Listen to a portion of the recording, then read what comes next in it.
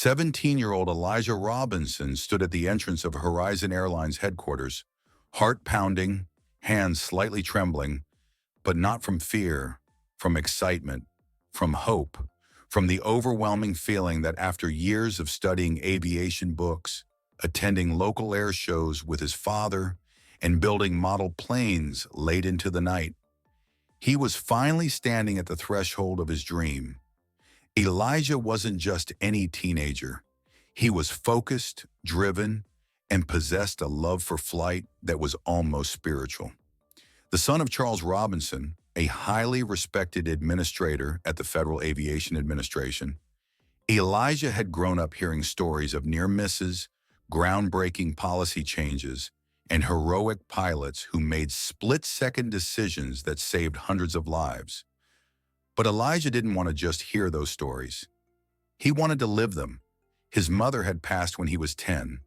Since then, it had just been him and his father, a tight-knit duo built on quiet strength, unspoken understanding, and shared ambition. Charles never pushed Elijah into aviation. It was just something that seemed to take root naturally. When other kids were playing video games, Elijah was reading The Fundamentals of Flight. When others watched action movies, Elijah watched cockpit footage from commercial flights. He had always known exactly what he wanted. That's why when Elijah was selected for the prestigious Career Experience Program at Horizon Airlines, it felt like fate. The program accepted only a handful of students across the country each year, offering them hands-on exposure to airline operations. Everything from logistics to sitting inside the pilot's lounge. For Elijah, it wasn't just an opportunity, it was the first rung on the ladder to the sky. He wore the Horizon Airlines visitor badge with pride that morning, his name printed clearly, along with a smiling photo he had taken just days before. His uniform was neat, his shoes polished. Everything about him was prepared. He had even memorized the floor plan of the facility, just so he wouldn't waste a second trying to find the wrong hallway. He checked in with Tanya Reynolds, the HR coordinator assigned to the interns. She was friendly, brisk, efficient. "Let's get you situated, Elijah," she said with a welcoming smile. "You're in the pilot operations wing today. You'll be shadowing the dispatch team, and there's a short documentary you'll need to watch in the break area before you get started. I'll take you there myself." The walk to the pilot's break room felt surreal. The corridor walls were lined with portraits of Horizon's most celebrated aviators, many of them older white men in crisp uniforms, their medals proudly displayed. Elijah glanced at them briefly, wondering if there'd ever be a face like his up there. He didn't dwell on the thought, but it lingered quietly in the background. When they arrived at the lounge, Tanya pointed to a seat near the back. "Here's your spot. I'll be right back. I need to step outside to help a new hire get through security. Should only take a minute. Just relax and start the video." Elijah nodded. "Thank you, Ms. Reynolds." She gave him a reassuring nod before stepping out. Elijah sat down, placed his small notepad on the table, and tapped the screen to start the training video. The room was clean, quiet, with the soft hum of overhead lights. The air smelled faintly of coffee and jet fuel. He was alone, but not nervous. This was where he belonged. He leaned back in his chair, eyes fixed on the screen, heart soaring like the aircraft in the video. He didn't know it yet, but the very room that held his first steps toward the sky was also about to test him in ways he could never have imagined. Elijah had barely made it 5 minutes into the training documentary when the sound of the door swinging open pulled him out of focus. A woman entered, tall, crisp uniform, her pilot's stripes gleaming under the soft lights of the lounge. Her blonde hair was pulled into a tight bun, her steps clipped and deliberate. Captain Rebecca Whitman, one of Horizon's most senior pilots. Her reputation was well known throughout the airline. Strict, seasoned, and not exactly known for her warmth. She paused just inside the doorway, her eyes scanning the room, then narrowing as they landed on Elijah. "Excuse me," she said sharply, stepping closer. This lounge is for flight crew only. Elijah stood up, startled but polite. Yes, ma'am. I'm part of the Career Experience Program. Ms. Reynolds from HR brought me here. She just stepped out to handle something. Captain Whitman didn't let him finish. Let me see your ID. Her voice was cool, authoritative. Elijah fumbled for the lanyard around his neck and handed it over. She snatched it with a glance, her brows tightening. This doesn't look legitimate, she muttered. How did you even get in here? He blinked, confused. It's real. I swear. Ms. Reynolds gave it to me this morning. I'm just here to watch the training video and shadow dispatch. Captain Whitman turned to a nearby security officer who had stepped in after hearing the commotion. I need this verified, she said firmly. Immediately. We can't afford any slip-ups in this environment. Elijah's heart thudded in his chest. He felt a strange weight settle over him, a quiet panic rising behind his ribs. The security guard looked at him, his expression shifting from neutral to stern. Son, I need you to step aside and explain how you access this area. I just told you, Elijah said, trying to keep his voice calm. Ms. Reynolds. Convenient that she's not here now, Whitman cut in, folding her arms. I've been with Horizon for 22 years. Never, not once, have I seen an unsupervised student allowed into this lounge. Something doesn't add up. The other pilots in the room, previously chatting or checking their phones, had now taken notice. A few turned their heads. A few whispered. One even pulled out his phone. Elijah could feel it happening in real time. The shift. The slow, crushing shift from being a student intern to being seen as a possible threat. He tried again, his voice shaking just slightly. Please. I don't mean any harm. Call Ms. Reynolds. She'll explain. Whitman spoke louder now, making sure everyone could hear. This is how breaches happen. People slip through with fake badges, pretend they belong. It's always someone who looks harmless. That's exactly why we have protocols. Her words hung in the air like smoke. Elijah could feel them settling on him like ash. He looked around the room, hoping for someone to speak up, to say they'd seen him walk in with HR, to vouch for him. But the room was silent. The security guard stepped closer. We're going to have to take you to the security office for questioning. Until we verify your status, you can't remain in this area.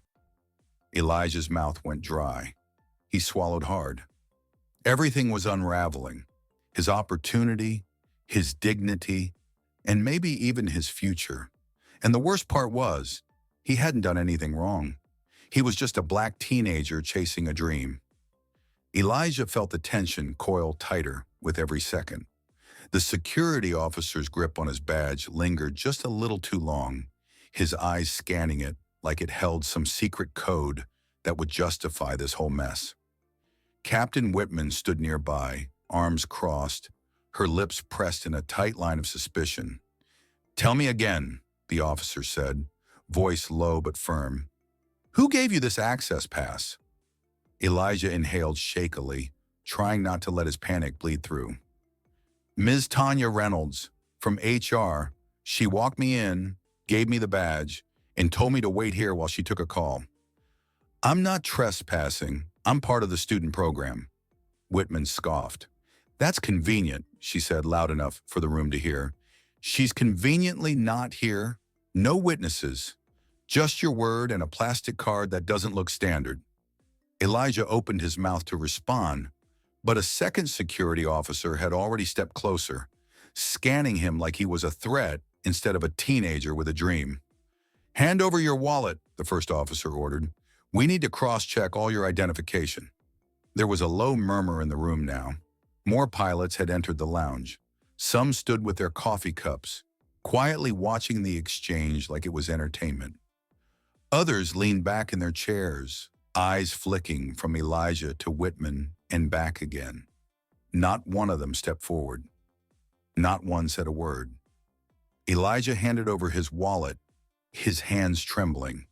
The officer flipped through it slowly. His student ID, his learner's permit, his school ID badge.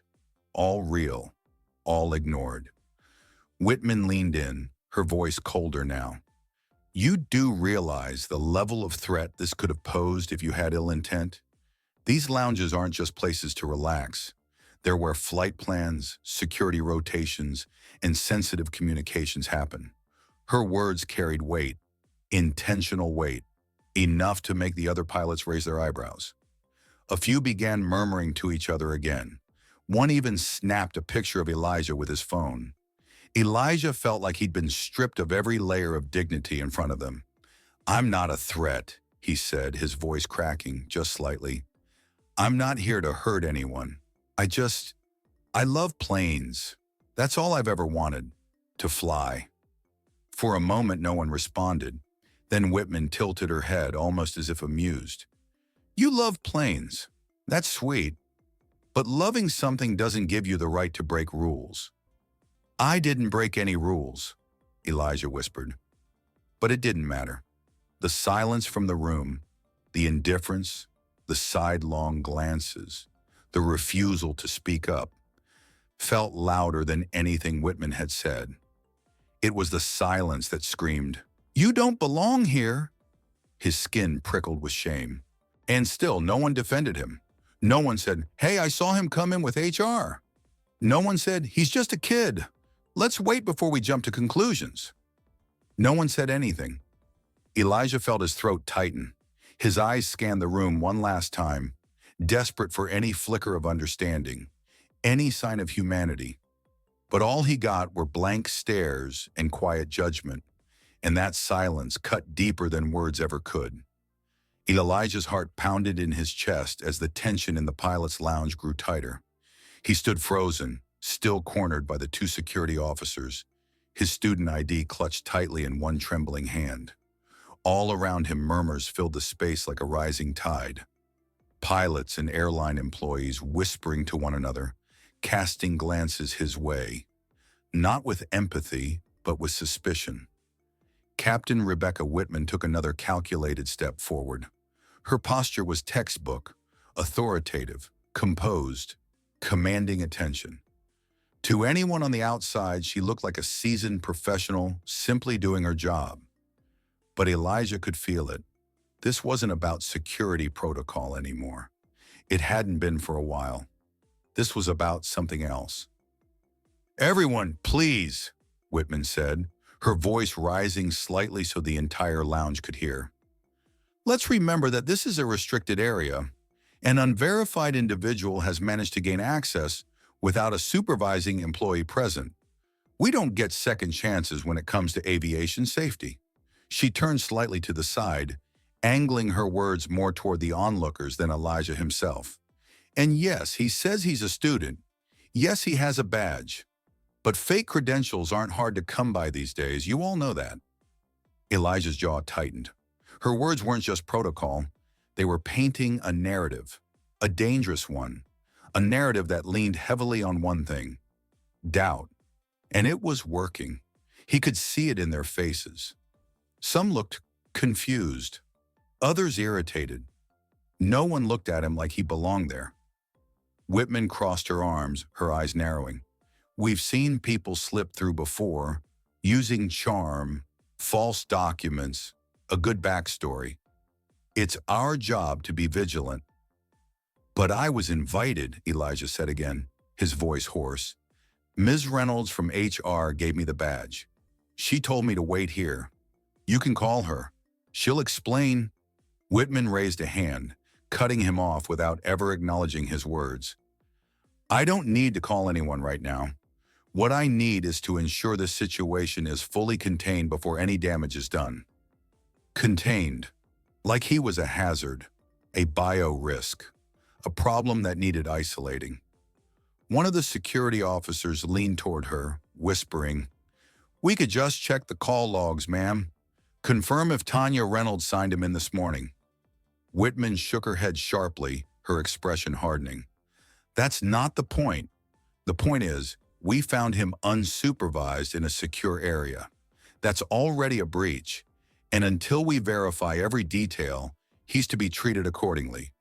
Accordingly, like a suspect, like a threat, like he didn't belong, because to her he never had. I've worked here for 20 years, she continued, her tone sharpening, and not once have I seen a student intern in this lounge without a chaperone. Not once. This isn't how we operate. To Elijah, it was clear. She was no longer trying to find the truth. She was trying to prove herself right. And behind her measured tone and polished professionalism, there was something colder, something uglier. This wasn't about a badge. This was about the color of his skin, the way he walked, the way he didn't fit her idea of who should be allowed in this space.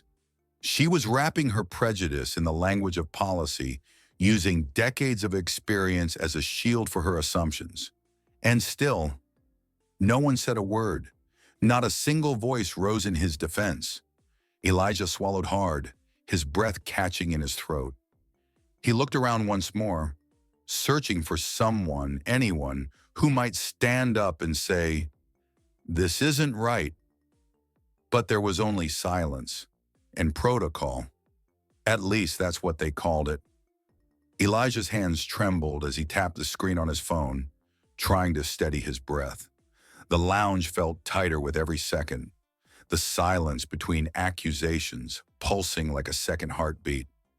The security guards loomed nearby, still watching him like he was a walking threat, and Captain Whitman stood in the corner, arms crossed, face smug and cold, as if she had already passed judgment. Each ring of the call tone was like a countdown in his chest. "Pick up, Dad. Please." Then finally a voice broke through. "Elijah? What's going on?" His father's voice, strong, familiar, unshaken. And in that moment, Elijah couldn't hold it together any longer. The tears he'd been swallowing back broke free, his voice cracking under the weight of humiliation and fear. "Dad, they think I broke into the pilot's lounge. They're saying I faked my badge. I tried to tell them Miss Reynolds gave it to me, but they won't believe me. Nobody will." There was a pause, a short, still silence. And then David Jackson's voice came through again, steadier than ever. "Listen to me, son. Don't say another word to anyone. I'm coming right now." Elijah closed his eyes, breathing in those words like they were oxygen. For the first time since it all started, someone believed him, fully, unquestionably. David Jackson wasn't just Elijah's father. He was the administrator of the Federal Aviation Administration, and now he was on his way. The room was still tense, but something shifted inside Elijah. He stood a little straighter. He wasn't free yet, but he had backup coming. Real backup. When he lowered the phone, Whitman let out a low chuckle, loud enough for everyone to hear. "Oh, so now you need your daddy to come clean up your mess?" she mocked, not even attempting to hide the contempt in her tone. "What's he going to do? Tell us you're just a sweet little boy who wandered into the wrong room?" She turned to the room, addressing the gathered staff and pilots. "This is exactly why we have procedures, to prevent breaches from people who think the rules don't apply to them." Elijah clenched his jaw, holding back the urge to respond.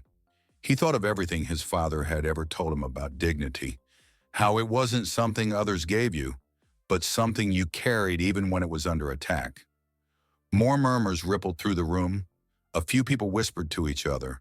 Some still looked unsure. Others had already made up their minds, eyes hard with judgment. The tall security guard stepped closer again. "We need to finish the search, kid. Your dad can talk to the front desk when he gets here.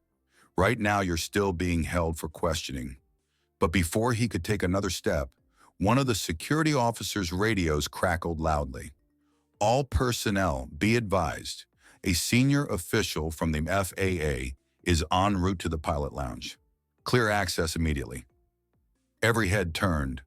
Whitman stiffened. "FAA?" she asked, her voice suddenly sharper. The security guards paused mid-move. Their stance softened, slightly uncertain. Elijah didn't speak. He didn't need to. The message had been delivered, and the silence that had swallowed him whole just moments ago was about to be shattered by a voice far stronger than prejudice, louder than protocol, the voice of a father, and not just any father, one who wasn't about to let his son's name be dragged through the dirt. The air in the pilot's break room thickened the moment the door swung open.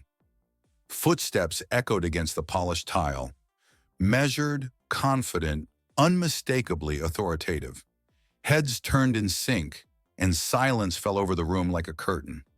Standing tall in a dark navy suit with a Federal Aviation Administration badge clipped to his chest, David Jackson didn't need to announce who he was. Everyone knew. And suddenly, everything changed. Behind him, two senior FAA officials followed closely, their presence a clear signal. This wasn't just a concerned parent. This was a reckoning. David's gaze locked immediately on his son, Elijah.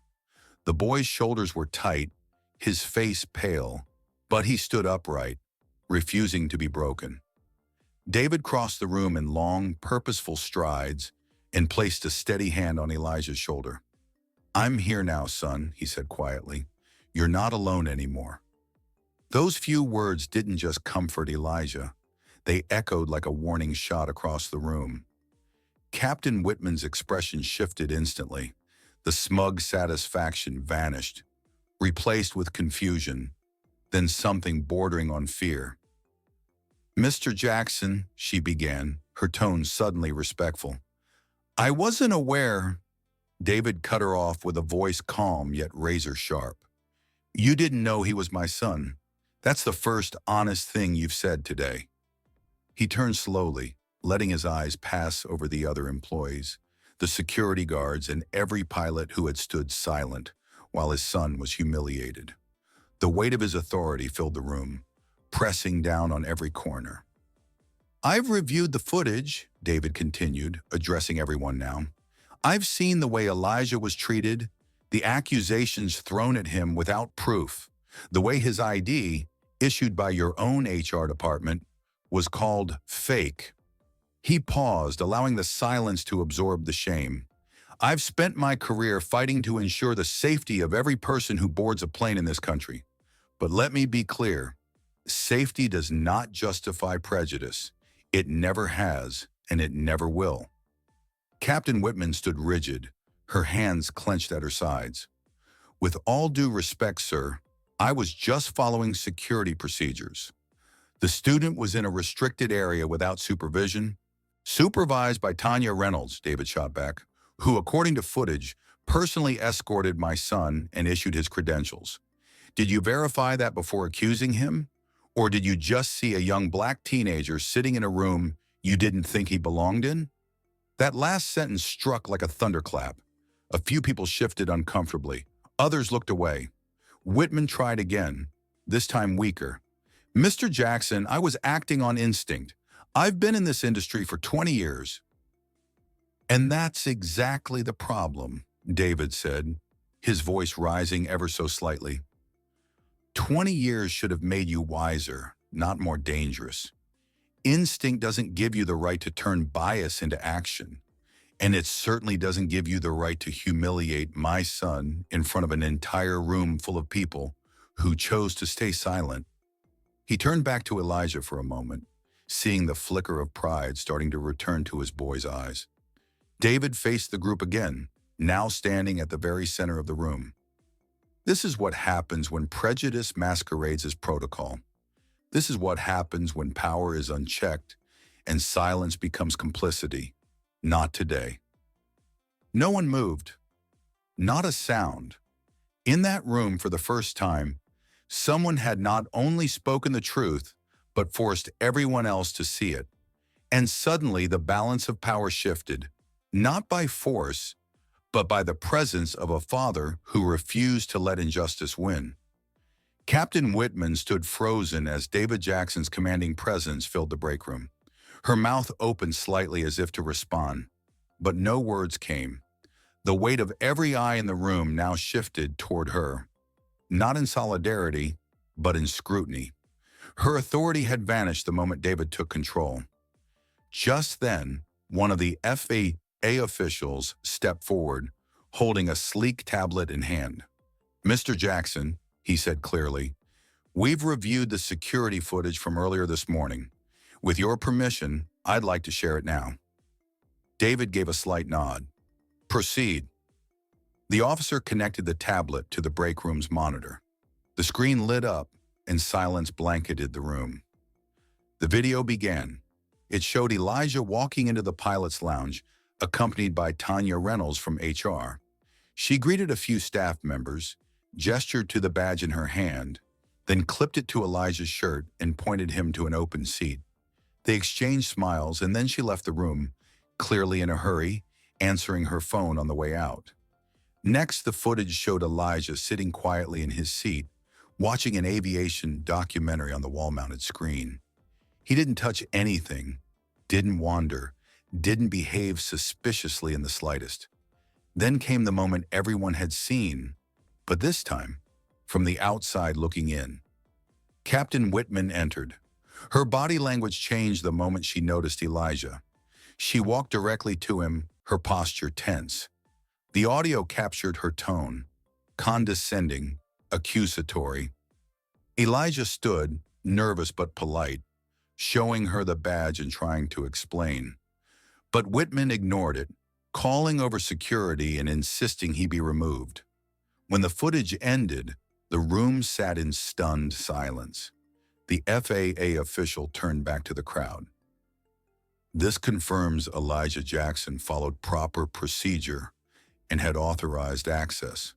There was no breach of protocol, no threat, and certainly no justification for what followed." All eyes turned toward Whitman again. Then the second bombshell dropped. "We also cross-referenced prior complaints involving Captain Whitman," the FAA official continued. "There have been 3 formal reports in the last 3 years, each from employees of color, citing her for racially biased treatment and verbal misconduct. All incidents were quietly settled or dismissed without full investigation." Gasps rippled through the room. Whitman's face drained of color. Her confident stance wavered. She opened her mouth as if to protest, but David Jackson raised a hand and stepped forward again. "This pattern," he said slowly, "is not a mistake. It's a mindset, one that has gone unchecked for far too long, but not today." He turned toward the FAA staff. "Effective immediately, I am suspending Captain Rebecca Whitman from all flight duties pending a full ethics investigation. Her access will be revoked, and she will no longer represent this airline or this industry until we determine if she is fit to serve."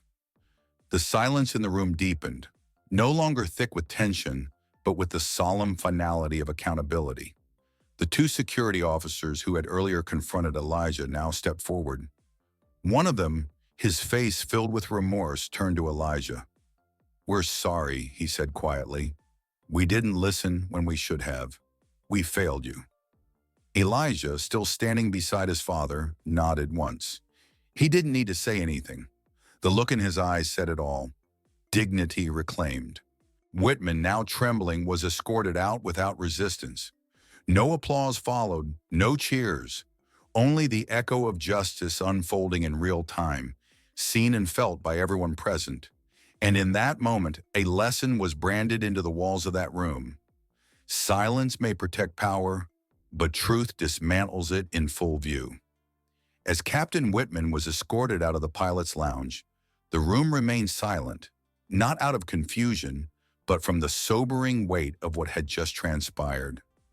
Elijah stood quietly next to his father, his eyes focused on the tablet still connected to the screen. What had just played out wasn't just about one misunderstanding. It was about patterns, truths that had been ignored, and now finally brought to light. The FAA official who had revealed the initial footage stepped forward again. "There's one more matter we must address before we consider this fully resolved," he said firmly. He tapped a few buttons on the tablet and brought up a second set of documents. This time not video, but a digital trail. These are the three previously filed complaints against Captain Whitman, he continued. They include written testimonies from other employees, ground crew, flight attendants, and even a junior co-pilot. All are people of color. All describe similar patterns of behavior, hasty accusations, dismissive treatment, and, most disturbingly, an unwillingness to acknowledge legitimate credentials if the person didn't look the part. A hushed murmur spread through the lounge as some pilots exchanged uneasy glances, clearly recognizing the incidents being referenced. These weren't stories from another airline or another city. These had happened here, at Horizon Airlines. David Jackson remained composed, but there was steel in his voice when he spoke. "Let me be clear," he said, looking around at the gathered crowd of airline employees and FAA staff. "What just happened to my son was not an isolated incident. It was the latest in a string of unchecked behaviors. Racism doesn't always scream. It whispers in policy, in assumptions, in who we choose to believe, and it festers when no one is held accountable." The screen behind him now displayed excerpts from each complaint. Though names had been redacted, the language was hauntingly consistent. "Treated like I didn't belong. Was told I must be lost. Was asked for extra identification when others weren't."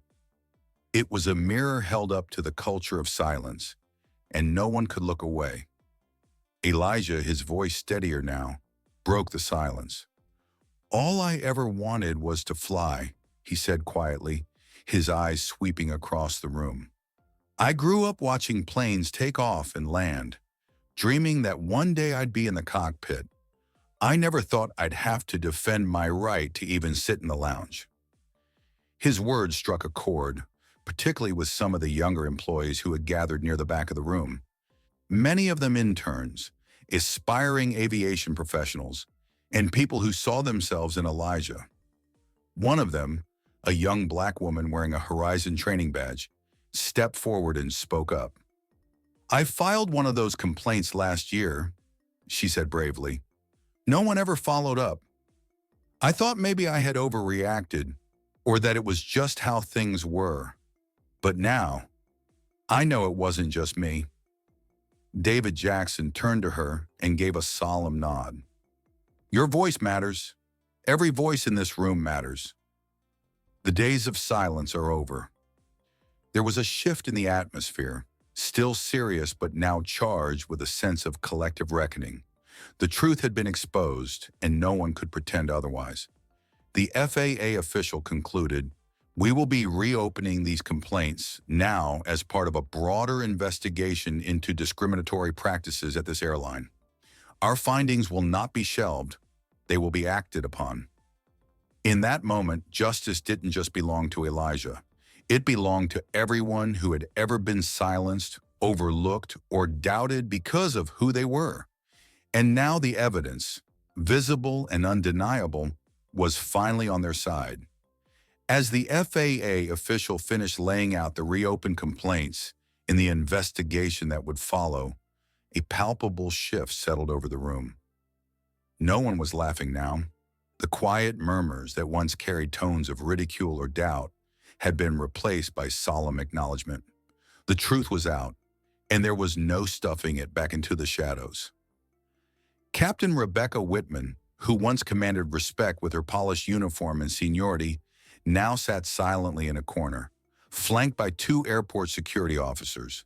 Her shoulders slumped, her face devoid of the smug confidence she had worn earlier. This was no longer about a misunderstanding. It was about abuse of authority and the human cost of unchecked prejudice. The FAA Ethics Board, present via live conference feed, officially announced her indefinite suspension and pending further review. Her flight credentials were frozen and her access to restricted areas revoked. Her decades-long career, once adorned with accolades, was now overshadowed by a public fall from grace. The same employees she had belittled and ignored now watched without a shred of sympathy. Elijah, still standing by his father, felt a strange mixture of emotions. There was vindication, yes, but also an aching sadness. He never wanted anyone to be destroyed. What he wanted was fairness. And though justice had been served, it left behind a residue of pain. He turned to his father and spoke softly. "I didn't want this to become a punishment, Dad. I just wanted them to see the truth." David Jackson placed a firm hand on his son's shoulder. "Son, sometimes the truth carries consequences, but redemption isn't denied to those willing to change. It just takes honesty and humility." At that moment, something unexpected happened. Captain Whitman slowly rose from her seat, her hands trembling slightly. Her voice, though quiet, was clear. "Elijah," she said, eyes meeting his for the first time without arrogance. "I was wrong. I made assumptions I had no right to make, and I'm sorry."